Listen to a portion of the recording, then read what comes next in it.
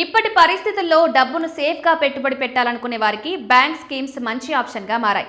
Risk తక్కువగా ఉండాలి, స్థిరమైన వడ్డీ రావాలి అనుకునేవారు ముందుగా ఫిక్స్డ్ డిపాజిట్ గురించి ఆలోచిస్తారు.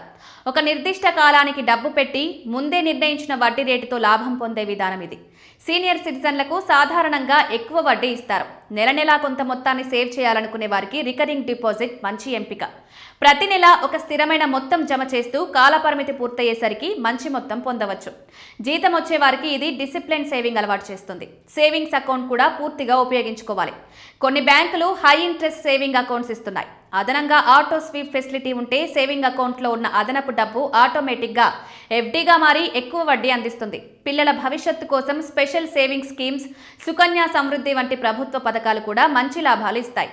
ట్యాక్స్ సేవింగ్ ఎఫ్డీలు 5 సంవత్సరాల లాకిన్తో ఏటీసీ కింద పన్ను ప్రయోజనం ఇస్తాయి. డబ్బు పెట్టుబడి పెట్టే ముందు ఒక విషయం గుర్తుంచుకోవాలి. వడ్డీ రేట్లు, లాకిన్ పీరియడ్, ప్రీమెచ్యూర్ విత్డ్రాయల్ ఛార్జీలు, ట్యాక్స్ ప్రభావం వంటి అంశాలు పరిశీలించాలి. మీ అవసరానికి సరిపోయే స్కీమ్ ఎంచుకుంటేనే నిజమైన లాభం ఉంటుంది. సేఫ్ ఇన్వెస్ట్మెంట్ కావాలంటే బ్యాంక్ స్కీమ్స్ ఇప్పటికీ విశ్వసనీయమైన మార్గంగా ఉన్నాయి.